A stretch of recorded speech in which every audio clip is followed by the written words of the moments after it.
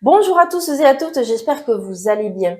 Je suis ravie de vous retrouver dans cette nouvelle chronique où nous allons justement continuer avec les chères blessures. Aujourd'hui, nous allons parler de la blessure de la non-reconnaissance. C'est un peu cette histoire de fantôme, vous savez, ce côté invisible que l'on peut mettre en pratique en termes de masque. Alors, ça veut dire quoi? Imaginez un enfant qui grandit avec des parents qui ne le voient pas vraiment. Euh, Plutôt, je dirais un père ou une mère qui juge, critique, se moque ou ignore totalement ses talents et ses aspirations. Par exemple, est-ce que quand vous étiez petit, ça vous est déjà arrivé de dire, ouais, mais moi, quand je serai grande, je serai maîtresse. Ouais, et puis moi, quand je serai grand, eh ben, je serai pompier.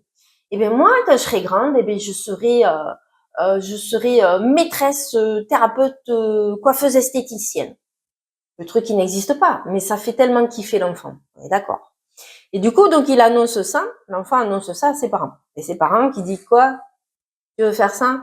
Alors déjà, tu vas arrêter tes conneries, tu vas m'aider à ranger le garage, hein, voilà déjà. Et puis non, tu feras pas ça, parce que moi, en fait, je te vois déjà faire autre chose. Ça veut dire qu'en gros, mon fils, tu seras médecin. Et puis ma fille, tu seras infirmière parce qu'il n'y a que des infirmières dans la famille. Vous voyez la blessure de la non-reconnaissance avec les projections? Voilà. Donc du coup, comment ça se passe? L'enfant, quand il reçoit ça, il se dit, OK, j'ai des rêves. Je vois que mes parents ne me soutiennent pas, ils se moquent de moi, me jugent, etc. Alors, tous mes rêves que j'ai là, voilà, je vais les mettre dans une boîte. Et puis, je vais refermer bien la boîte. Et puis, je vais mettre un joli paquet cadeau. Et puis, surtout, cette boîte, ce joli cadeau, je vais me le mettre, mais très loin. En gros, si je me la roule et je me la mets derrière l'oreille, en gros, c'est ça.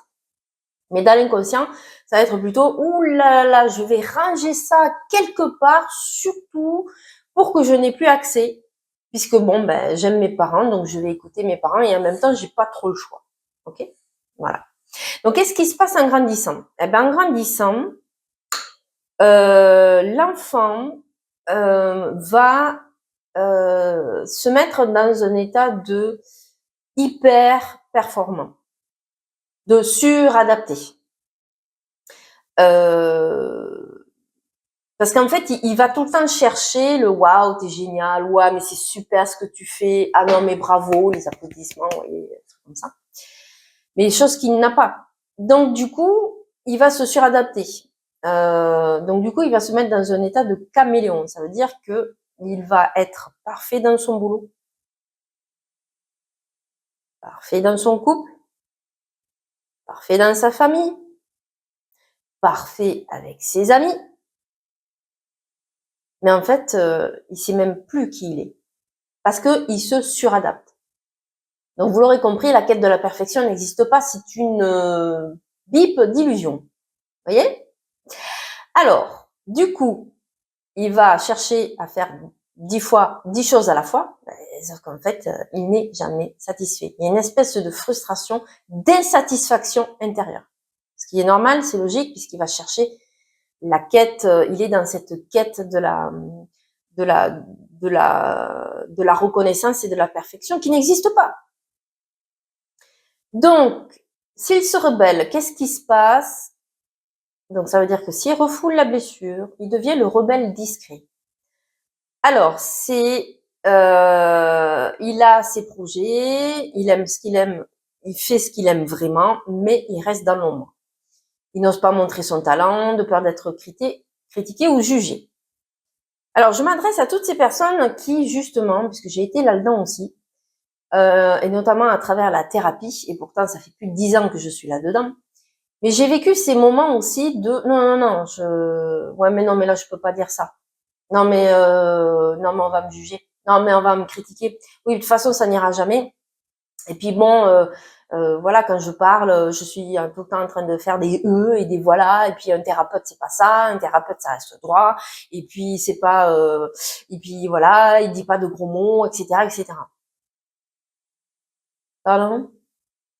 Et oui, j'ai été comme ça. Et j'ai été aussi dans cette quête de je vais me former à ci, je vais me former à ça, et puis je vais faire comme ci, je vais faire comme ça. Donc vous l'aurez compris que du coup, c'est quand même de l'auto-sabotage. Parce que par peur d'être jugé ou critiqué et que je croyais que le diplôme allait me valider. LOL. Donc, petit message subliminal pour les chers thérapeutes que je connais bien et les thérapeutes et coachs qui me regarderont.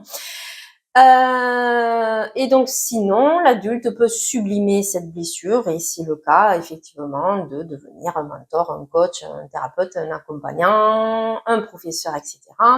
pour justement aider les personnes qui ont été comme elle dans ce côté de se valider et de se valider complètement et justement et de d'oser d'être elle-même. Donc de se rendre visible.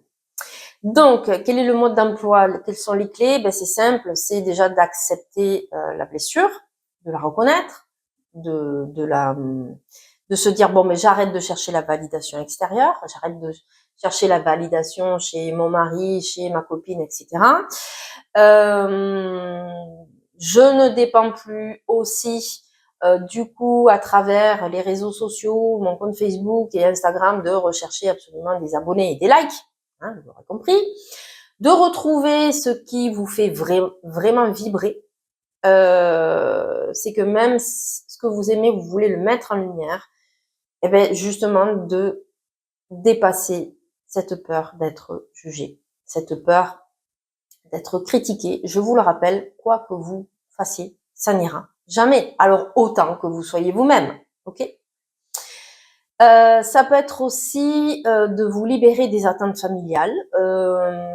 Il n'est jamais trop tard pour choisir votre propre voie, donc pas celle de papa ni de maman. Ok. Ça peut être aussi, ben voilà, de transformer votre blessure en force, de vous reconnaître, de vous sentir légitime, donc de vous mettre en lumière et de faire ce que vous aimez, de vibrer ce que vous aimez, de prendre du plaisir dans ce que vous aimez. Et là, oui, on peut parler de valeur de soi, donc qui rejoint quand même l'estime de soi. Ok. Ça veut dire aussi que quand vous dites oui à l'autre, assurez-vous de ne pas vous dire non, hein, parce que finalement, quand vous dites tout le temps oui aux autres, est-ce que ça serait pas le petit garçon ou la petite fille qui dit oui, mais moi j'ai besoin de reconnaissance, vous voyez? Donc c'est tout ça finalement. Très bien, j'espère que ça vous aura plu. N'hésitez pas à partager, n'hésitez pas à laisser un commentaire, je me ferai plaisir de vous répondre. Et je vous dis à très bientôt pour une prochaine chronique. Merci.